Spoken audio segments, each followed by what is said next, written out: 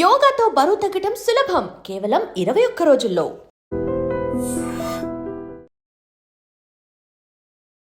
నమస్తే, welcome to I dream inside politics with కవిత.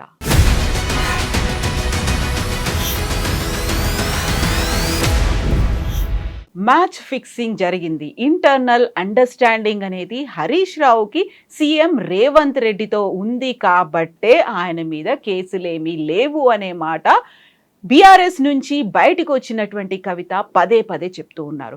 పార్టీని కూడా హస్తగతం చేసుకోవాలనుకుంటున్నారు, కుటుంబాన్ని విచ్ఛిన్నం చేశారు అనే దాంతో పాటుగా కాళేశ్వరం ప్రాజెక్ట్ అలాగే మిగతా అన్ని కార్యక్రమాలు పార్టీ పరంగా బయట కూడా హరీష్ రావు సమక్షంలోనే, హరీష్ ఆధ్వర్యంలోనే జరిగాయి. ఆయన ట్రబుల్ షూటర్ కాదు, ట్రబుల్ మేకర్, బబుల్ షూటర్ అనేటువంటి తీవ్రమైనటువంటి వ్యాఖ్యలు ఎందువల్ల చేశారు? ఈ వ్యవహారాల్లో ఎక్కడా కేసీఆర్కి సంబంధం లేదా? కేసీఆర్కి తెలియకుండానే హరీష్ రావు ఇవన్నీ చేశారా? మనతో పాటుగా ఉన్నారు బీఆర్ఎస్ సీనియర్ లీడర్, మాజీ ఎమ్మెల్యే రసమయ్య బాలకిషన్ గారు. రసమయ్య గారు నమస్కారం. నమస్తే. సో మీరు బీఆర్ఎస్ పార్టీలో ముందు నుంచి ఉన్నారు, అంతకుముందు తెలంగాణ ఉద్యమం ఇవన్నీ చూసిండ్రు. ఒక సాధారణ కార్యకర్తగా మీరు చూసినప్పటికీ, ఉద్యమకారుడిగా మీరు చూసినప్పటికీ, ఈరోజు కవిత 1 అవర్లో మాట్లాడినటువంటి మాటలు ఏమనిపిస్తుంది? అసలు యాక్చువల్గా టీఆర్ఎస్లో కేసీఆర్కి అసలు పట్టే ఉండదా? ఆయన ఒక నిమిత్త మాత్రుల్లాగా ఉన్నారా? మొత్తం హోల్ అండ్ సోల్ హైజాక్ చేసింది హరీష్ రావేనా? ఇది వాస్తవంగా ఈరోజు కవిత గారి మాటలు విన్న తర్వాత మాకు చాలా బాధాకరంగా కూడా ఉన్నదమ్మా. ఎందుకనంటే కేసీఆర్ గారి బిడ్డగానే చూడడంతో పాటుగా ఒక కేటీఆర్ గారి చెల్లెగానే కాకుండా తెలంగాణ ప్రజలందరూ కూడా తనను తోబుట్టులాగానో ఒక బిడ్డగానో చాలా గౌరవించినారు. కేసీఆర్ బిడ్డ అని అంటే, కేటీఆర్ చెల్లె అంటే మనకు కూడా చెల్లె లాంటిది అని చెప్పేసి ప్రతి వాళ్ళు కూడా ఓన్ చేసుకున్నారు. ఆమెకు ఆ గౌరవం ఇచ్చారు. కానీ ఇవాళ ఆమె మాట్లాడినటువంటి మాటలు విన్న తర్వాత చాలా బాధ అనిపించినది. ఎందుకంటే ఒక అసందర్భమైనటువంటి మాటలు, ఒక అపశకునాలు పలికినట్టుగా చాలా మాటలు మాట్లాడినప్పుడు నాలాంటి వాళ్ళు అనేక మంది ఉద్యమకారులకు కూడా చాలా బాధ కలిగించి ఇవాళ వాస్తవంగా ఇవాళంతా ఒక స్తబ్దత ఏర్పడ్డది. ఏంది అసలు ఈ కవిత ఏంది ఇట్లా మాట్లాడింది? ఏంది ఒక కేసీఆర్ గారి బిడ్డనేనా? కేసీఆర్ గారి బిడ్డనైతే ఇట్లా మాట్లాడుతుందా? ఒక పార్టీని విచ్ఛిన్నం చేసే విధంగా, ఒక పార్టీ పరమైనటువంటి శత్రువులకు ఒక ఆయుధంగా మారే పరిస్థితి మాట్లాడడం అనేది చాలా బాధాకరంగా ఉన్నది. కొన్ని నిజాలు అంటే ఆమె అబద్ధాలకు నిజాలు మాట్లాడాల్సినటువంటి అవసరం కూడా ఏర్పడింది అన్నటువంటి ఉద్దేశంతో కూడా మేము ఇవాళ మీ ముందుకు రావడం జరిగినది. సో ఇప్పుడు పార్టీ ఏర్పాటు దగ్గర నుంచి ఇప్పటి వరకు జరిగినటువంటి పరిణామాలు చూస్తూ ఉంటే మొత్తం పార్టీని హస్తగతం చేసుకోవాలని హరీష్ రావు ప్లాన్ అనేది ఉంది. అందులోనూ సీనియర్ లీడర్లు ఎవరైతే ఉన్నారో, జగ్గారెడ్డి మొదలు ఇటీవల ఈటెల రాజేందర్ వరకు పార్టీ నుంచి ఆ సీనియర్ లీడర్లను బహిష్కరించడం వెనకాల కూడా హరీష్ రావు పక్కా ప్లాన్ అనేది ఉంది. దాన్ని ఎగ్జిక్యూట్ ప్రాపర్గా చేయగలిగాడు అనే మాట. అంటే వాస్తవంగా ఇది నేను తెలంగాణ జాగృతి అధ్యక్షురాలని, నేను అమెరికాలో చదివిన, ఇన్ని సంవత్సరాలు నేను ఉద్యమంలో పనిచేసిన, నేను ఒక కేసీఆర్ బిడ్డను అని చెప్పుకుంటున్నటువంటి కవితమ్మ గింత అజ్ఞానంగా మాట్లాడుతుందని నేను అనుకోవట్లేదు. ఆమె ఆలోచన ఇంత చిన్నగా ఉంటుందని కూడా నేను అనుకోవట్లేదు. ఎందుకంటే కేసీఆర్ గారు ఒక గొప్ప శక్తి, త్యాగాల పునాదుల మీద తెలంగాణ రాష్ట్రం సాధిస్తా అని చెప్పేసి తన మరణవాంగ్మూలను రాసుకొని తెలంగాణ రాష్ట్రాన్ని సాధించినటువంటి ఒక నేత గంత ఆలోచన లేకుండా ఉంటాడన్నటువంటి భావన ఆమెకి ఎందుకు వచ్చిందో నాకు అర్థమైతే లేదు. ఇలా హరీష్ రావు చెప్తానో, ఇంకోళ్ళు చెప్తానో నిర్ణయాలు తీసుకునే పరిస్థితిలో కేసీఆర్ గారు ఉంటారా? మనం అనుకుందాం. ఇప్పుడు చెప్తే కూడా నమ్మేటట్టుగా కూడా ఉండాలి కదా. ఇంకోటి, హరీష్ అన్న లాంటి వ్యక్తి కేసీఆర్ను ఎప్పుడు కూడా తన తండ్రిలాగా భావించినాడు. చాలా సందర్భాలలో కొన్ని మాటలు చెప్పినాడు. వరుసకు నాకు ఏలు బట్టి నడిపించినటువంటి మేనమామనే కావచ్చు, కానీ నాకు తండ్రి లాంటి వాడు అని చెప్పినాడు. చిన్న పిల్లగాడు. వాస్తవంగా కవితమ్మ కేసీఆర్ దగ్గర పెరిగినటువంటి సందర్భం చాలా తక్కువ. కానీ చిన్నప్పటి నుంచి కూడా ఆ కాళ్ళల్లో సంటి బిడ్డలాగా పెరిగినటువంటి వ్యక్తి మన హరీష్ రావు. మనం కూడా చూస్తున్నాం కదా తెలంగాణ ఉద్యమంలో కూడా. తెలంగాణ ఉద్యమం తొలినాళ్ళ దేశాలలో కవితమ్మ లేరు కదా, కేటీఆర్ గారు లేరు కదా, వాళ్ళు అమెరికాలో చదువుకుంటా ఉన్నారు. కానీ తెలంగాణ ఉద్యమాన్ని కేసీఆర్తో పాటు ఉన్నటువంటి వ్యక్తి హరీష్ రావు గారే కదా. కాబట్టి నేను ఏమంటున్నా అంటే, హరీష్ లాంటి వ్యక్తి కేసీఆర్కు ఇట్లా చేస్తాడనో లేకుంటే ఉద్యమానికి ఇట్లా చేస్తాడన్నటువంటి భావన ఆమెకి ఎందుకు వచ్చింది? ఆమెకు ఎవరు నేర్పించారు? లేకుంటే నాకు ఇవాళ ఏమనిపిస్తుందంటే, నిజంగా ఆమె స్క్రిప్ట్ అంతా విన్న తర్వాత ఆమె లోపల ఏమనుకున్నదో బయటకు వచ్చిన తర్వాత ఆమె ఏం మాట్లాడిందో ఆమెకు అర్థం కాలేదని నాకు అనిపిస్తూ ఉన్నది. ఎందుకంటే ఒకదానికొకటి సింక్ లేదు. ఏం మాట్లాడుతుందో తెలుస్తలేదు, ఎవరి గురించి మాట్లాడుతుందో తెలుస్తలేదు, ఎప్పుడు ముచ్చట మాట్లాడుతుందో తెలుస్తలేదు. నిజంగా నేను చెప్తా ఉన్నా, ఆమెకు కొంచెం ఏదో అంటే అబద్ధం చెప్తున్నాను, నేను అబద్ధం చెప్తున్నాను అన్నటువంటి ఒక భావన ఆమె ముఖంలో కనిపిస్తూ చెప్పాల్సింది చెప్పలేకుండా పోయిందేమో అన్న ఉద్దేశంతో కేవలము ఆమె చెప్పాల్సింది మొత్తం ఆమె అక్కసంతా కూడా కేవలం హరీష్ అన్నను టార్గెట్ చేసి మాట్లాడము, హరీష్ అన్న మీద ఇష్టం ఉన్నటువంటి మాటలు మాట్లాడుతూ ఉంటే బహుశా ఆమె ఎక్కడో కొంచెం ట్రాక్ తప్పినట్టుగా నాకు అనిపించింది. ఇప్పుడు విమానంలో సీఎం రేవంత్ రెడ్డి కాళ్ళని హరీష్ రావు పట్టుకున్నాడు కాబట్టి మ్యాచ్ ఫిక్సింగ్ అయింది. ఎన్ని ఆరోపణలు వచ్చినప్పటికీ ఏవీ కేసు కాలేదు, లేకుంటే ఎక్కడ విచారణలు జరగలేదు, అరెస్టులు కాలేదు. కాకపోతే కేటీఆర్ మాత్రం చాలాసార్లు విచారణకు హాజరయ్యారు. ఇదే చెప్తోంది వాళ్ళ మధ్య ఒక ఇంటర్నల్ అండర్స్టాండింగ్ ఉంది అనేటువంటి మాట. బహుశా నాకు నిజంగా ఈ మాట కొంత బాధ అనిపిస్తూ ఉన్నది. అంటే హరీష్ అన్న గురించి గంత దిగజారుడు మాటలు మాట్లాడుతుందని నేను అనుకోలేదు కవితమ్మ. ఒక రకంగా బాధగా ఉన్నా కూడా నవ్వొస్తూ ఉన్నది. అసలు హరీష్ అన్న వ్యక్తిత్వం తెలిసినటువంటి వ్యక్తులు ఎవరన్నా అట్లాంటి భావన ఎవరికన్నా కలుగుతుందా చెప్పు. ఆమె మాట్లాడే పద్ధతి, హరీష్ అన్న విమానం ఎక్కిండు, ఆయన ఆ విమానం ఎక్కిండు. అసలు హరీష్ రావు ఎట్లాంటి వ్యక్తి చెప్పండి? తల వంచలు ఎవరికి? తెలంగాణ ఉద్యమ ప్రస్థానంలో అతి చిన్న వయసులో కూడా మంత్రిగా ఉండి అనేక సందర్భాలల్లో కేసీఆర్ చెప్తే రాజీనామా చేసి ఆ రోజులలో కూడా కేసీఆర్ నుంచి హరీష్ రావును విడగొట్టాలి, ఎందుకనంటే అన్నింటికీ మూల స్తంభంలాగా అన్నింటికీ హరీష్ రావు గారే ఉన్నారు కదా, నెత్తి మీద గొడుగులాగా, ఎండకు వానకు నీడకు గొడుగులాగా నిలబడ్డాడు, ఈ గొడుగునే ఇరిచేస్తే పోతుందిగా అని చెప్పేసి ఎన్ని కుట్రలు చేసి ఎన్ని ప్రలోభాలు పెట్టినా కూడా తెలంగాణ ఉద్యమం బతకాలని అంటే కేసీఆర్ బతకాలి, కేసీఆర్ను బతికించుకోవాలన్నటువంటి ఆలోచన చేసుకొని వ్యక్తి నేను హరీష్ అన్నను చిన్నప్పటి నుంచి చూసినటువంటి మనిషిగా చెప్తా ఉన్నా. ఎందుకంటే మేమిద్దరం కూడా అన్న రాసేటిది సభకు సంబంధించింది ఆ తెలంగాణ పార్టీ మొదలు కాకముంచి నుంచి కూడా తెలంగాణ ఉద్యమ ప్రస్థానంలో జెండా ఎట్లా ఉండాలి, ఒక వేదిక ఎట్లా ఉండాలి, కేసీఆర్ గారు ఏ టైంకి రావాలన్న దాన్ని ఆలోచన చేసినప్పటికీ కూడా మేము పాటలు పాడే సందర్భాన్ని కూడా కొన్ని ఇప్పుడు సుమారుగా ఒక 40 సంవత్సరాల నుంచి సుదీర్ఘమైనటువంటి కలిసిన జీవితం, ఆయన వ్యక్తిత్వాన్ని తెలిసిన వ్యక్తిగా నేను చెప్తా ఉన్నా. అసలు ఆ మాట ఇప్పటికని చెప్తా ఉన్నా, ఆమె ఏమన్నా అనుకోని ఇప్పటి కూడా ఈ మాట అన్నందుకు నన్ను క్షమించమని అడగాలి. నిజంగా చెప్తున్న ఒక కేసీఆర్ బిడ్డ ఆమె అయితే ఆమెలో ఏమాత్రం ఒకవేళ కృతజ్ఞత ఉంటే, ఎందుకంటే ఆమె ఎదిగిన విధానానికి అనేక మంది తోడ్పాటు ఉన్నది. నేను ఒకటే చెప్తా ఉన్నా, ఇప్పటికైనా ఆ మాట వెనుకకు తీసుకోవాలి, ఎందుకంటే అది సరి అయినది కాదు. ఇలా హరీష్ అన్నకు ఆ అవసరం ఎందుకు వచ్చినది? మరి నేను ఇప్పుడు ఆ మాట అంటుందిగా చెప్పమని చెప్పు ఫ్లైట్. మరి ఏమన్నా రేవంత్ రెడ్డికి ఏమన్నా ఫోన్ చేసి చెప్పినాడా? నేను ఏమంటున్నా అంటే ఇదంతా ఒక పెద్ద కుట్ర. హరీష్ అన్న మీద జరుగుతున్నటువంటి కుట్ర మామూలు కుట్ర కాదు, తెలంగాణ మీద జరుగుతున్నటువంటి కుట్రగా నేను భావించుకుంటా ఉన్నా. ఎందుకనంటే మీరు చూసినారు కాళేశ్వరం మీద అయిపోయింది, యాద అయిపోయింది అని అడావిడిగా అసెంబ్లీలు పెట్టి, కాళేశ్వరం అంటే ఒక మేడిగడ్డ ఊలిపోయిందని 2 పిల్లర్స్ కొడితే, మరి సుందీలో ఇవన్నీ ప్రాజెక్టులు ఉన్నాయి కదా. ఇలా మల్లన్న సాగర్ నుంచి, అన్నపూర్ణ సాగర్ నుంచి, మేడిగడ్డ నుంచి ఇక్కడ దాకా అనేకమైనటువంటి బ్యారేజీలు, ప్రాజెక్టులు ఇవన్నీ ఉన్నాయి కదా. ఇవన్నీలో భాగమే. కనీసం మినిమం అవగాహన లేదు. తను ఒక్కడై చాలా అద్భుతంగా చెప్పగలిగిన వాళ్ళ అబద్ధాలకు ధీటైనటువంటి జవాబులు చెప్పినాడు. వాస్తవాలు కూడా ప్రజలకు అసెంబ్లీ సాక్షిగా అర్ధరాత్రి 2 గంటల వరకు కూడా వివరించిండు. ప్రజలందరూ కూడా తెల్లారితే అదే టాక్ అయిపోయింది. అరే కరెక్టే కదా, ఎన్ని రోజులు అనవసరంగా అబద్ధాలు చెప్తున్నారు కాళేశ్వరం మీద, కేసీఆర్ను బదనాం చేస్తూ ఉన్నారు, కాళేశ్వరం కూలిపోయిందని బదనాం చేస్తూ ఉన్నారు, ఇదిగో హరీష్ రావు అద్భుతంగా ఇవన్నీ చెప్పిండు కదా, ఇవన్నీ వాస్తవాలే కదా అని చర్చించుకుంటున్నటువంటి సమయంలో, తెల్లారితే చర్చించుకుంటూ జరుగుతూ ఉన్నది, ప్రజలు ఆలోచిస్తూ ఉన్నటువంటి సమయంలో ఇలా కవితమ్మ గారు సడన్గా వచ్చి హరీష్ అన్నను టార్గెట్ చేయడంలో ఉన్నటువంటి ఉద్దేశం ఏందమ్మా? నేను నిజంగా చెప్తున్నా, ఆమె కూడా ఆత్మసాక్షిగా పరిశీలన చేసుకోవాలి. నువ్వు తెలంగాణను ఏం చేయదలుచుకున్నావు? ఫస్ట్ ఇప్పుడు బీఆర్ఎస్ని ఏం చేయదలుచుకున్నావు? తెలంగాణ ఉద్యమాన్ని, తెలంగాణ ఎంత కష్టపడి తీసుకొచ్చుకున్నటువంటి తెలంగాణలో అసలు నీ పాత్ర ఏందనేది నాకు అర్థమైతలేదు. నువ్వేం మాట్లాడుతున్నావు కూడా ఆమెకు ఇట్లా అంటే, ఎందుకంటే మాకు ఒక రకంగా కేసీఆర్ బిడ్డగా మేము అనలేకపోతున్నాం, కానీ ఆమె ఆత్మవిమర్శలు చేసుకోవాలి. ఆమె మాట్లాడే మాటలు వింటుంటే చాలా చాలా చాలా బాధ అనిపిస్తూ ఉన్నది. అసలు హరీష్ అన్న గారి గురించి అట్లాంటి ఆలోచనతో మాట్లాడడం అనేది చాలా ఇబ్బందికరమైన పరిస్థితి. తెలంగాణ ప్రజలు చాలామంది బాధపడతా ఉన్నారు. ఇప్పుడు మీరు చెప్పినటువంటి ఈ విషయంలో 2 క్వశ్చన్స్ కనిపిస్తున్నాయి. ఒకటి చాలా క్లియర్గా పార్టీ పెట్టిన దగ్గర నుంచి హరీష్ రావు ఉన్నాడు అనే మాట మీరు అన్నారు. బట్ ఈ మాటని కవిత ఖండిస్తున్నారు. 10 నెలల తర్వాత వచ్చారు, అసలు ఈ పార్టీ ఉండేది కాదు, ఊడిపోయే పార్టీ, ఇది ఎంతకాలం నడుస్తుంది అనే హరీష్ రావు జాయిన్ అవ్వలేదు, 10 నెలల తర్వాత వచ్చి జాయిన్ అయ్యాడు అనేది ఒక మాటతో పాటుగా ఇంకొకటి కుట్ర జరుగుతోంది అన్నారు. కుట్ర ఎవరు చేస్తున్నారు, ఎవరితో చేయిస్తున్నారు, ఎందుకు చేస్తున్నారు? ఇప్పుడు అందరు వేరు, ఆ కుటుంబానికి నాకున్నటువంటి ఆత్మీయత అనుబంధం వేరు. హరీష్ అన్న కానీ, కేటీఆర్ అన్న కానీ, కవిత కానీ, సంతోష్ బాబు కానీ, వీళ్ళందరూ వాళ్ళు ఆ ఇంట్లో ఎట్లా పెరిగారో నేను కూడా ఆ ఇంట్లో నా ప్రస్థానం కూడా అట్లే మొదలైంది. కవితమ్మ అమెరికాకు పోతే కూడా బాయ్ బాయ్ టాటా చెప్పిన కాడ నుంచి మళ్ళీ ఆమె వస్తే రిసీవ్ దగ్గరికి కూడా వచ్చినప్పుడు కూడా మళ్ళీ సపర్లు కొట్టి సాగరించేదాకా కూడా అందరి గురించి అందరికీ తెలిసినటువంటి విషయమే. కవితమ్మ ఎక్కడుందామని నేను అడుగుతున్నాను చెప్పండి. ఆమెకు తెలియదా? 2001లో పార్టీకి పెట్టినప్పుడు కరీంనగర్లో నేనే కదా ఇది తెలంగాణ కోటి రతనాల వీణ అని నేను పాట పాడుతున్నప్పుడు 4 రోజులు ఎర్రని ఎండలు పోయి హరీష్ అన్న కుర్చీలాడ కింద కుర్చేసుకొని పడుకోవడానికి కూడా అప్పుడు ఉన్నటువంటి పార్టీ పరిస్థితుల్లో లేకపోతే అక్కడిక్కడ అరుగుల మీద పడుకొని చిన్న చిన్న లాడ్జులల్లా దోమలు ఈగలు నల్లులు ఉన్నటువంటి లాడ్జులల్లా పడుకొని అక్కడిక్కడ మేము వండుకుంటూ చేసిన రోజున వీళ్ళు ఉన్నారా? ఎప్పుడు వచ్చింది కవితమ్మ? 2008లో కదా.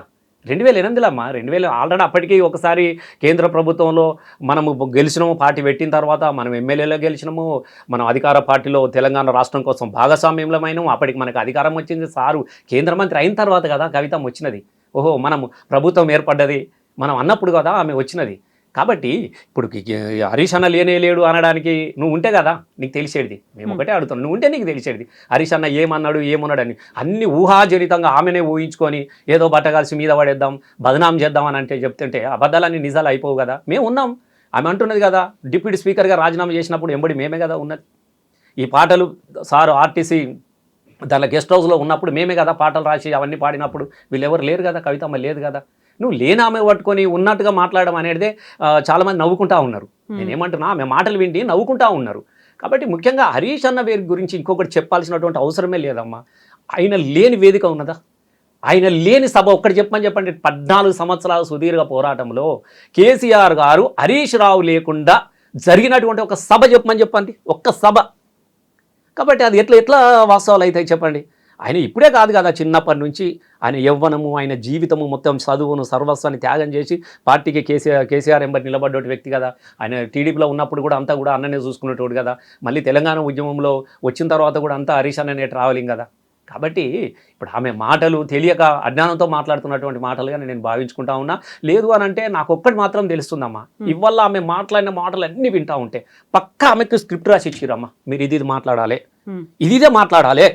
అడ్డు ఎవరు అని అనుకుంటే మొట్టమొదట కొట్టాల్సింది మనం హరీష్ రావు గారిని. హరీష్ రావుని కొట్టాలంటే మనతో సాధ్యం కాదు. కాబట్టి మనం ఇప్పుడు మీరు చూస్తున్నారు కదా, మరి ఈమెను వాళ్ళే ప్రయోగిస్తున్నారేమో నాకు అనుమానం వస్తుందమ్మా. నాకు వేరే ఉద్దేశాలు కాదు కానీ ఆమె మీద నేను తప్పుడు మాటలు మాట్లాడగా నాకేమనిపిస్తుందంటే అసలు ఇటీవల జరిగినటువంటి అనేక పరిణామాలు ఒకటిదానికి ఒకటి సంబంధం లేదు. ఎటు సడన్గా వచ్చేసి హరీష్ రావు మీద పడి, అరే హరీష్ రావు అనేటోడు ఇప్పుడున్నటువంటి పరిస్థితులలో మీరు చూస్తున్నారు కదా, తెలంగాణ తీసుకొచ్చుకున్న తెలంగాణ ఆగమైపోయింది. అసలు తెరలు అయిపోయింది. ఎక్కడ చూసినా యూరియా దొరకక శోకాలు మన్ను మషాడులు శాపనార్థాలు కనబడుతున్నటువంటి వేళ ఇలా క్షేత్రస్థాయిలో ఆ రోజు కురుక్షేత్రంలో కృష్ణార్జుడు ఎట్లయితే కొట్లాడిర్రో ఇవల్ల ప్రజాక్షేత్రంలో కూడా ఒదికి కేటీఆర్ గారు ఒదికి హరీష్ రావు గారు ఎక్కడ చూసినా కూడా వీళ్ళే కనబడతా ఉన్నారు. రేపు ప్రజలకు ఓదార్పునిస్తూ ఉన్నారు. రేపటి భవిష్యత్తుకు దిక్సూచిలా కనబడతా ఉన్నారు.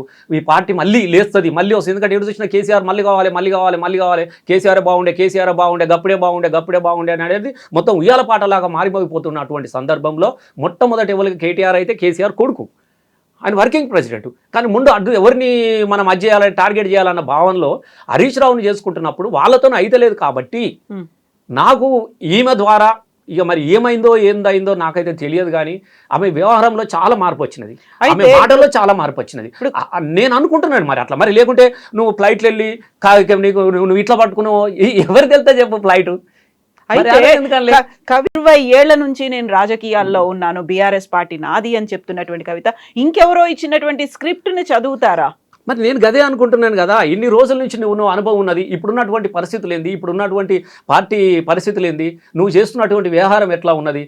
మనం అప్పటి నుంచి పార్టీ పరిస్థితి ఎంత ఇబ్బందికరమైనటువంటి పరిస్థితులు ఎట్లా ఉందని చెప్పు. ఎన్నడూ కూడా ఏ ఒక్కరోజు కూడా చిన్న దిగులు కూడా కనపడిన ముఖంలో దిగులు కనపడినటువంటి కేసీఆర్ లాంటి వ్యక్తి కూడా ఇలా నీ గురించి తెలంగాణ ప్రజల గురించి ఆలోచించినటువంటి వ్యక్తి, తెలంగాణ రాష్ట్ర సాధన కోసం ఆలోచించినటువంటి వ్యక్తి, తెలంగాణ అభివృద్ధి కోసం ఆలోచించినటువంటి వ్యక్తిలో నీ గురించి ఆలోచించే పరిస్థితి కల్పించినవు అని అంటే ఎంత బాధాకరమైన విషయం మీరు చెప్పండి. ఎంత బాధాకరమైన విషయం చెప్పు. పలాని కేసీఆర్ అనేటోడు ఇలా ప్రపంచంలోనే కూడా ఒక హైకాన్, మొత్తంగా భారతదేశంలో కేసీఆర్తో మళ్ళీ తెలంగాణ రాష్ట్రాన్ని తీసుకొచ్చిన వ్యక్తి అని చెప్తుంటారు. ఎవరైనా అది అవునన్నా కాదన్నా ఎవడు ఏమన్నా అనుకోని తెలంగాణ తీసుకొచ్చినటువంటి స్వాప్నికుడు ఆయన.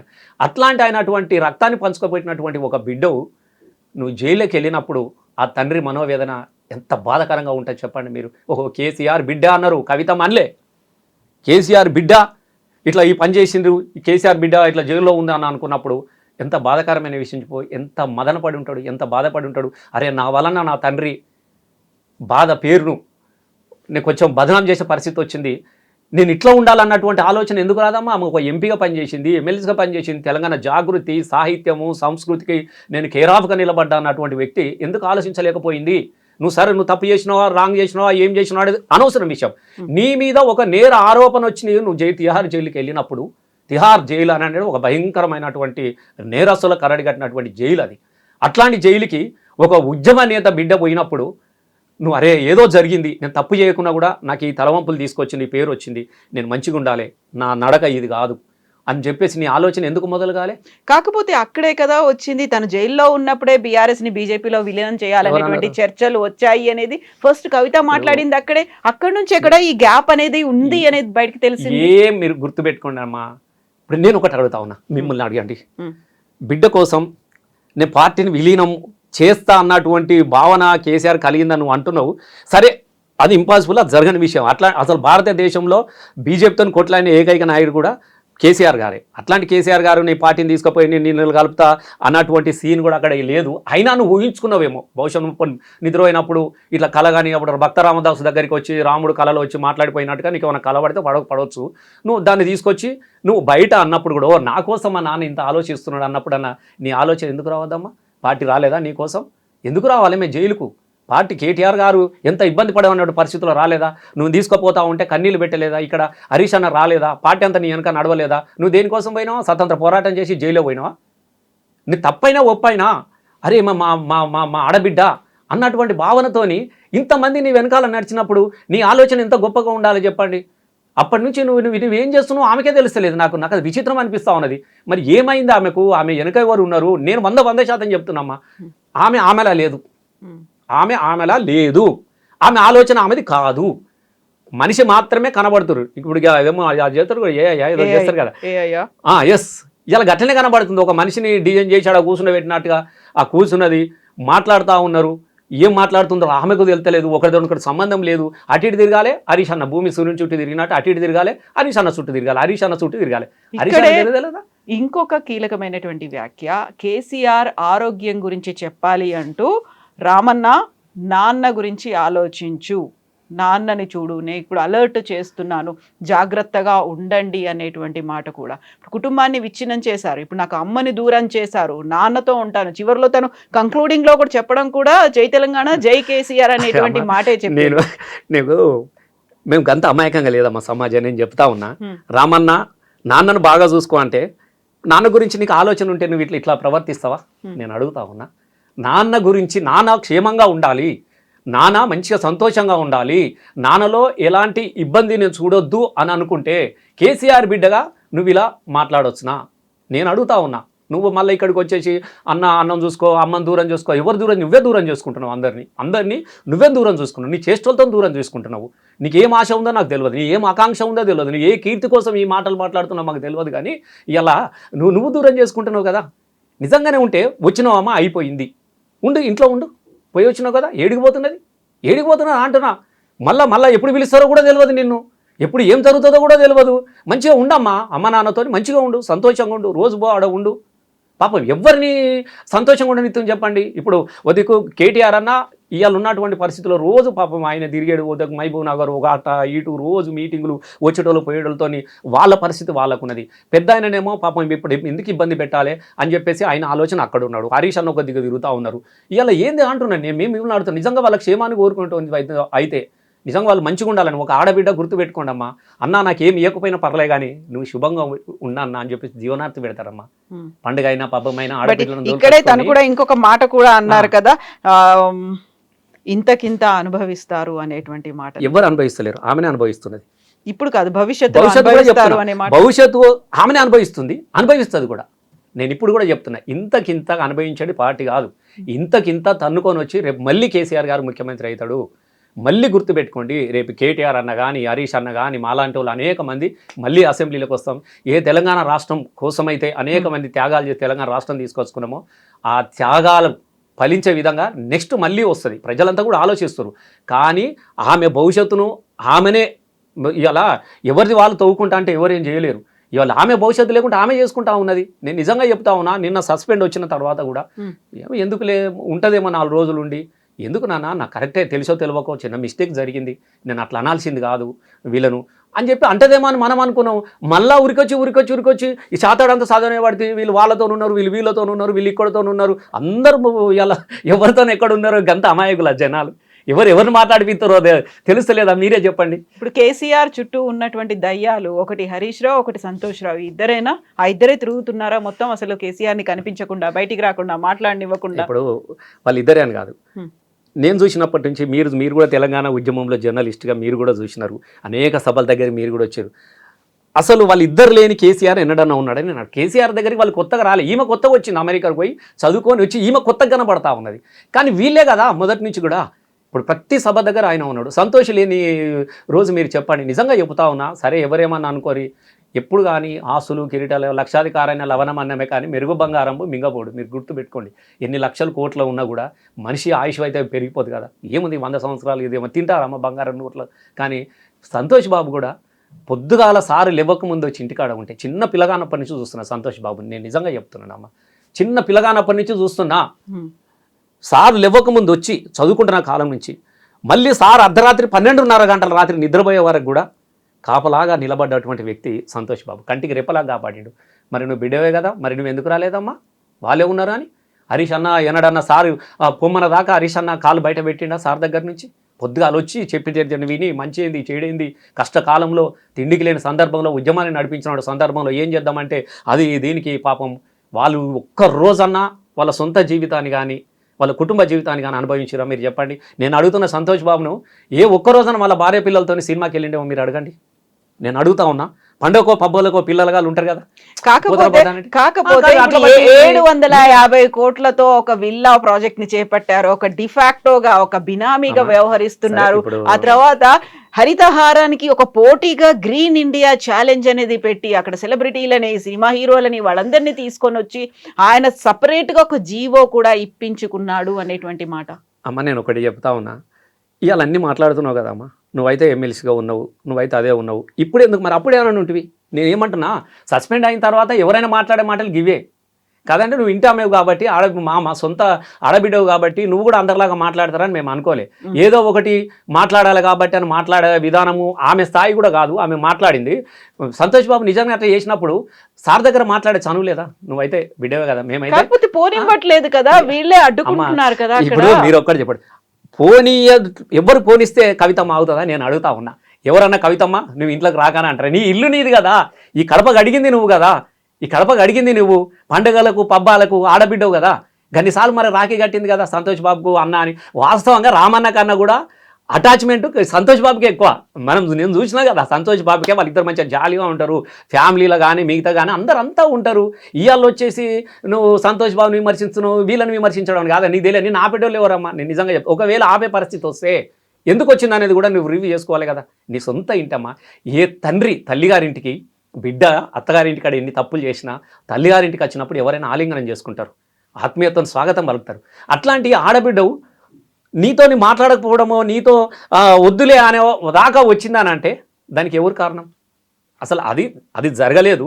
ఒకవేళ అనుకుంటే దానికి కారణం నువ్వే కదా. నువ్వు కూడా ఆలోచన చేసుకోవాలి కదా. అరే నాకు ఎందుకు ఇట్లా వచ్చేసిందని. కేసీఆర్ ఎంత గొప్పగా ప్రేమించినామా బిడ్డని మీరు చెప్పండి. ఎంపీని చేసిండు తెలంగాణ, తర్వాత ఓడిపోయినా కూడా ఎమ్మెల్సీని చేసిండు. జాగృతి కానీ మిగతా కానీ ఏది కానీ మేమందరం కూడా ఇప్పుడు తెలంగాణ ఉద్యమంలో కూడా ఇప్పుడు బతుకమ్మ పండుగ అనేది ఆమె రాగానే పండుగ ఏర్పడలే కదమ్మా. బతుకమ్మ పండుగలో ఆమె భాగమైంది. ఆమె బతుకమ్మ ఎత్తినాం, ఆమె సపాట్లు కొట్టమంటే కొట్టినాం. ఎందుకు? కేసీఆర్ బిడ్డగా ప్రతి వాళ్ళు ఇచ్చేసిరు కదా. మొత్తం మీ బతుకమ్మ నేను సృష్టించిన అంటే ఎట్లా చెప్పు? నేను వేరే ఉద్దేశాలు అనట్లేదు. ప్రతి వాళ్ళ నానే ముందు ఆమె కూడా ఆత్మవిమర్శ చేసుకోవాలి కదా. నేను ఇప్పుడు కూడా ఆమె గురించి ఇంతసేపు మాట్లాడుతున్నట్టే నిజంగా నాకు చాలా బాధగా అనిపిస్తున్నది. అసలు ఏంది కవితమ్మ గురించి మేము మాట్లాడే రోజు వస్తుందని కూడా మేము అనుకోలే. కానీ ఆమె మాట్లాడుతున్న విధానం, ఆమె మాటలు అసలు భరించలేనటువంటి మాటలు మాట్లాడింది. కాకుంటే ఇక్కడ నిన్న తను మాట్లాడినప్పుడు కావచ్చు, ఎందుకంటే ఇంత దూరం వచ్చింది తెలంగాణ కోసం ఇన్ని త్యాగాలు చేసినటువంటి కేసీఆర్, ఆయనకి డబ్బు ధ్యాస ఉండదు, తిండి దాస ఉండదు అని చెప్పినటువంటి కేసీఆర్ కోసమే మా తండ్రి మీదకే సిబిఐ కేసు వచ్చినప్పుడు ఈ పార్టీ ఉంటే ఎంత పోతే ఎంత అన్నటువంటి కవితనే ఈ రోజు కూడా తండ్రి గురించే మాట్లాడారు. జై తెలంగాణ జై కేసీఆర్ అన్నారు. ఇప్పటికీ తండ్రి మీద ఉన్నటువంటి ప్రేమని, తండ్రిని తనకి దూరం చేశారు, లేకుంటే పార్టీని తనకు దూరం చేశారు అనేటువంటి ఒక బాధ, ఆవేదన కనిపించింది కదా. ఎవరి మీద కోపం, ఆవేశం, ఆగ్రహం అవన్నీ 2 విషయాలు ఉన్నాయి ఇక్కడ. కేసీఆర్ మీద సిబిఐయో ఇంకోటో ఈడీలకు భయపడేటోడు అయితే మోడీ మీద యుద్ధమే ప్రకటించేటోడు కాదు. మీరు గుర్తుపెట్టుకోండి, ఇవన్నీ ఆయన సంస్థలే కదా. ఇంకా కేసులకే భయపడే వాడైతే ఆ మాట తీయడు కదా. ఇలా నువ్వు అంటూ ఉన్నావు, పెట్టుకొని 100 పెట్టుకోనండి, నువ్వు చేస్తే కదా, నీకు జరిగితే కదా. ఒక గొప్ప ప్రాజెక్టు కట్టినాం మనం, 1 కోటి ఎకరాలకు నీళ్ళు అందించే సందర్భం ఉన్నది. నా మానకొండ నియోజకవర్గం 1,00,000 ఎకరాలకు నేనే ఇచ్చిన 4 ఇప్పుడు అంతగిరి, మిడ్మానేరు, రంగనాయక సాగర్ ఇవన్నీ కూడా ప్రాజెక్టులు పూర్తయినాయి, కాలువలు పూర్తయినాయి. 1,00,000 ఎకరాలకు నీళ్ళు వచ్చినాయండి నిన్న మొన్నటి వరకు కూడా. నేను ఏమంటున్నానంటే అనుకుంటూ ఉంటాను, మేడిగడ్డ లేదో 2 పిల్లర్స్కు క్రాకులు వచ్చినాయి, కుంగిపోయింది అనగా మొత్తం ప్రాజెక్టే ఖతం అయిపోయిందని ఎవరో తెలియనోడు అమాయకులు మాట్లాడినట్టు మాట్లాడితే దాని మీద సిబిఐడు. ఇప్పుడు మీరు ఒకటి గుర్తుపెట్టుకోండి, అలా ఏమి లేదు కాబట్టి రేవంత్ రెడ్డి పక్కకు నెట్టేసిండు. గుర్తుపెట్టుకో, కవితమ్మ కూడా మా నాన్న మీద ఇట్లుంటారా, బరాబరి కేసీఆర్ అంటే నువ్వేం నన్ను వేసుకోమని చెప్తారు. ఎందుకు భయపడతాం అంటున్నాం మేము. తప్పు చేస్తే భయపడాలి, తల వంచితే భయపడాలండి. ఏమున్నదా అలా వేసుకోమంటున్నాం మేము కూడా. మస్తు కేసులు పెట్టుకోరా భయ్, దాంట్లో అయ్యేది పోయేది. కాళేశ్వరం కూలిపోలేదు అంటున్నారు, బట్ పార్టీ కూలింది, కుటుంబం కూలింది అనేది వస్తున్నటువంటి విశ్లేషణలు, వార్తలకు ఏం చెప్తారు మీరు? అమ్మ నీకు 2 విషయాలు చెప్తున్నా. పార్టీ కూలింది, పార్టీ అయిపోయింది అనేది చాతగానోడు మాట్లాడినటువంటి మాటలు. పార్టీ ఎక్కడికి కూలిపోయేది, పార్టీ లేస్తుంది. అది పడినా లేచిన కెరటం. 1, 2 వందలు వేలై కాలే కడుపుల ఆకలికరై మేము ఒక్కొక్క చినుకు నదుల ద్వారా కాలువలై సముద్రాలు ఉప్పొంగినట్టుగా వేలాది లక్షలాది మందితో ఇలా 60 లక్షల సభ్యత్వం కలిగినటువంటి ఏకైక పార్టీ బీఆర్ఎస్ పార్టీ. కాబట్టి ఇది అయిపోయింది, ఎటు పోలేదు. కుటుంబం అంతా మంచిగానే ఉన్నది, అందరు బాగున్నారు. కేసీఆర్ అనేది ఒక వసుదైక కుటుంబము. ఈ ఒక్కల వ్యక్తులతోనో కవితమ్మ అనగానే ముక్కలైపోయింది, చెక్కలైపోయింది అని అనుకోవడానికి కూడా ఏమీ లేదు. ఇంకోటి, దీనిలా అట్లాంటి ఆశావాహులనో లేకుంటే ఇట్లా ఇది చేయాలనో దోపిడీ చేయాలనో ఇట్లా ఎవరున్నారమ్మా నువ్వు నాకు చెప్పు. నేను నిజంగా చెప్తా ఉన్నా, ఆమె మాటలు ఇంకా మీరు కొన్ని విషయాలు అయితే చాలా బాధ అనిపించింది. ఆస్తులు అది ఇది. అసలు హరీష్ రావు అనే వ్యక్తి ఆస్తుల కోసం ఆశపడే వ్యక్తి. నేను నిజంగా చెప్తున్నామా కవితమ్మ, నేను ఏదో అన్నను పొగుడుతున్నాను మీరు అనుకోకండి. నేను చూసిన హరీష్ అన్నకు ఈ రోజు కూడా ఆయన కిరాయి ఇంట్లో ఉన్నాడు. మీరు గుర్తుపెట్టుకొని, ఎలాంటి ఆడంబర లేని వ్యక్తి. ఇలా వాళ్ళ అమ్మ నాన్న పేషెంట్లు ఇద్దరు కూడా కొంపల్లిలో ఉంటారు, చిన్న ఇంట్లో ఉంటారు కొంపల్లిలో. ఆయన కూడా కిరాయి. ఈడ లొలిగాగానే ఇంకో దగ్గరికి పోయిరు తప్ప నిజంగా 1,000 కోట్లు సంపాదించుకోవాలి, నేను ఇది కావాలి, నేను అది కావాలి అనేటువంటి ఆ వ్యక్తిత్వం కలిగినటువంటి వ్యక్తి ఆయన కాదు. ఏమి లేకపోయినా 10 మందికి అన్నం పెడదామన్న ఆలోచన. ఎందుకంటే కేసీఆర్ దగ్గర నేర్చుకున్నది అదే. కేసీఆర్ కూడా మొత్తం సంపదలని ఇట్లా పట్టుకునే వ్యక్తి కాదు. తనకు లేకపోయినా పర్వాలేదు, ఉన్న దానిలో అందరికీ సర్ది పెట్టే రకం. గుణమే ఇవాళ హరీష్ అన్న దగ్గర కూడా మనకు అదే గుణం కనబడుతుంది. ఇంటికి ఎవడు పోయినా కూడా అన్నం పెడతాడు, వర్కర్ లేకపోతే పోయి ఛాయ్ పెట్టి తాగిపించి పంపించినటువంటి వ్యక్తి. గవ్విట ఆలోచించినటువంటి వ్యక్తి కాదు. అట్లాంటి వ్యక్తుల గురించి కూడా ఆమె ఇక నేనేమనాలి కానీ అసలు చాలా ఇబ్బందికరంగా మాట్లాడిన మాటలు అయితే మాలాంటి వాళ్ళకి అనేక మందికి సాయం చేసింది కదా అన్న. మీరు ఇంకొక మాట కూడా, నేను వాళ్ళకి డబ్బులు ఇచ్చిండు, వీళ్ళకి డబ్బులు ఇచ్చిండు, అసలు ప్రభుత్వాన్ని డీస్టెబిలైజ్ చేసేటువంటి కుట్ర కూడా చేశారు. ఏం లేదు, 2018లో అప్పటికి కొంతమంది, ఇప్పుడు పార్టీ ఎంతమందికి ఎంత అని చేస్తుంది ఇవాళ రేపు మీ అందరికి తెలియదు కాదు. ఆర్థికమైనటువంటి ప్రభావం ఎంత ఉంటుందో మీ అందరికి తెలిసి ఎలక్షన్లలో ఎవరన్నా నాలాంటి వాళ్ళు దగ్గరోళ్ళు పార్టీ ఇచ్చినారే అన్న సరిపోతుందో లేదో అనుకున్నప్పుడు, అన్న కొద్దిగా ఏమైనా చేయమన్నప్పుడు ఆయనకు లేకపోయినా అప్పు తీసుకొచ్చి ఇచ్చినట్టు వ్యక్తి గొప్ప వ్యక్తి అమ్మ. మీరు ఏమన్నా అనుకోండి, అవసరం అనుకుంటే తనకు ఉన్న మొత్తం ఆస్తులైనా అమ్ముతాడు. కానీ కలిగిన వాళ్ళకు దగ్గర వాళ్ళకు మాత్రం తప్పకుండా సాయం. దానిలో ఏమున్నదమ్మా మీరు చెప్పండి? ఏమున్నా సాయం చేస్తే ఏమున్నది? నువ్వు మీరు చేయలేవు, నీ దగ్గర ఏమున్నా ఏదున్నా నువ్వు నుంచి ఎట్లున్నావో ఇప్పుడు అందరికీ ఉన్నాయి. నీకు సాయం చేసే మనసు లేదు. సాయం చేసే మనసులను కూడా దాన్ని వక్రీకరించి ఆయన ఏదో చేస్తారు. ఇప్పుడు ఎవరు ఏం చేస్తారు, ఏం చేస్తారు అనేది కేసీఆర్కి తెలియదమ్మా. నేను అడుగుతున్నా చెప్పండి మీరు. కేసీఆర్ ముఖ్యమంత్రి, అప్పటికి కేసీఆర్ ఒక వ్యవస్థ. కేసీఆర్ చిన్నప్పటి నుంచి వీళ్ళ మనసులో చూసినాడు. కేటీఆర్ ఎట్లా అంటాడు, హరీష్ రావు ఆయనకు తెలియదా ఎవరైందని? నువ్వు చెప్తే తప్ప ఆయన తెలుసుకోలేనంత పరిస్థితిలో ఉంటాడా? కాబట్టి నువ్వు మాట్లాడేటప్పుడు ఒకటి నమ్మకం కలిగించేలా ఉండాలి కదా. ఇప్పుడు హరీష్ అన్న లాంటి వ్యక్తిని పట్టుకొని ఇది చేద్దాం మనం ఆజ్ఞ గట్ల ఉంటాడా? మంత్రి పదవి ఇవ్వకుండా కూడా మౌనంగా ఉన్నాడు తప్ప ఒక మాట మాట్లాడేదమ్మా. గుర్తుపెట్టుకోండి, అట్లాంటి గొప్ప వ్యక్తి. నేను ఏమంటున్నా అంటే వాళ్ళతో పాటుగా ఇద్దరి మధ్యన కేటీఆర్ హరీష్ అన్న మధ్యన కూడా అసలు ఆమె నిజంగా ఆమె ఎంతలో మాట్లాడుతుందో అసలు నాకు విచిత్రం అనిపిస్తున్నది. అసలు ఇద్దరి మధ్యన కూడా నేను 100% చెప్తున్నా, ఇది మాత్రం కుట్రనమ్మా, ఇది మాత్రం కుట్ర. ఇప్పుడున్నటువంటి పరిస్థితులు మళ్ళీ కేసీఆర్ కావాలంటున్నాడు, బాగా యాక్టివ్గా పనిచేస్తారు కాబట్టి వీళ్ళిద్దరి మధ్యన చిన్న అగ్గిరా చేయాలి, ఇద్దరి మధ్యన ఏదన్నా కొంత చిన్న వ్యత్యాసం కల్పించే విధంగా, అపోహలు కలిగే విధంగా మాట్లాడిన చాలా మాటలు ఉన్నాయి. మరి ఇన్ని రోజుల తర్వాత ఇప్పుడెందుకు యాదికి వచ్చిందని నేను అడుగుతా ఉన్నా. ఇప్పుడెందుకు యాదికి వచ్చింది? కేటీఆర్ హరీష్ రావు వ్యక్తులకు ఒకరినొకరు చిన్నప్పటి నుంచి బాబామాదులు, వాళ్ళు అన్నదమ్ములాగా కలిసి ఉంటాడు. కేసీఆర్ కూడా పెద్ద కొడుకు హరీష్ అయితే చిన్న కొడుకు నా కేటీఆర్ అని చెప్పినటువంటి వ్యక్తి. వాళ్ళిద్దరు అట్లా ఉంటారు. నువ్వేదో అనంగానే ఆగం కావాల్సినటువంటి పరిస్థితి కూడా ఏం లేదు. కానీ ఆమెకు అట్లాంటి మాటలు అంటే గా స్థాయిలకు దిగజారి మాట్లాడింది కాబట్టి మీతో నేను మాట్లాడాల్సి వస్తుంది. కాబట్టి వాళ్ళకి ఆ మధ్యన అట్లాంటిది ఉంటుందా చెప్పు నువ్వు అనగా. ఇప్పుడు కేటీఆర్ వర్కింగ్ ప్రెసిడెంట్, చదువుకున్నాడు, ఇన్నిసార్లు ఎమ్మెల్యే గెలిచినాడు, మంత్రిగా పనిచేసినాడు. హరీష్ అన్నకు కేటీఆర్ ఏందో తెలియదు, కేటీఆర్ హరీష్ అన్నకి ఏందో తెలియదా? అయితే ఇప్పుడు ఇంకా కంటిన్యూయేషన్ కూడా ఉన్నట్టుంది కదా, 2 రోజుల బ్రేక్ తీసుకుంటే ఆ తర్వాత భవిష్యత్ కార్యాచరణ అన్నారు కాబట్టి ఇంకొక సెకండ్ ఎపిసోడ్ 2.0 ఉండేట్టుంది కాబట్టి అప్పుడు కూడా మళ్ళీ మనం నేను మీకు ఒకటి లాస్ట్కి చెప్తున్నా. నేను ఒకటే చెప్తున్నా సిన్సియర్గా, ఆమె ఏమన్నా అనుకోని. ఎందుకనంటే ఈ పరిస్థితిలో ఇంకెవరైనా మాట్లాడుతూ ఉంటే ఇవాళ పరిస్థితులు వేరుగా ఉండేది తెలంగాణ రాష్ట్ర వ్యాప్తంగా. అట్లాంటి పదాలను వాడి అట్లాంటి మాటలు ఆమె మాట్లాడింది. చాలా చాలా పార్టీ మధ్యలో కానీ ఇబ్బందికరమైన పరిస్థితి అయినప్పటికీ కూడా మేము ఎందుకో కేసీఆర్ బిడ్డ, రామన్న చెల్లె, మన ఆడబిడ్డ అన్నటువంటి బంధాన్ని మేము తెంపుకోలేక ఇంకా కొంచెం మౌనంగా ఉన్నాం. 2 విషయాలు. ఇప్పటికీ కూడా నువ్వు పార్టీకి ఒకవైపు మాట్లాడుకుంటేనే పార్టీకి ఇబ్బంది పెట్టుకోవాలనే పరిస్థితిలో ఈ టైంలో కేసీఆర్ లాంటి వ్యక్తిని కూడా మానసికంగా ఇబ్బంది పెడుతూ కూడా నువ్వు మళ్ళీ మాట్లాడుతూ జై జాగృతి, జై కేసీఆర్ పేరు ఎందుకు వాడాలమ్మా? నేను అడుగుతా ఉన్నా. కేసీఆర్ అనే 3 అక్షరాలకు ఇంకా ఈ అక్షరాలే నేను బతికిస్తున్నాయి, ఈ అక్షరాలే నేను నిలబెడతా నువ్వు అనుకుంటే ఇప్పటికన్నా జరిగిన దానికి క్షమించమని చెప్పేసి పెద్ద ఆయనను కోరి నువ్వు మౌనంగా ఉండడం అనేది మంచిది అనేది నా వ్యక్తిగతమైనటువంటి అభిప్రాయం అమ్మ. నేను మళ్ళీ చెప్తా ఉన్నా.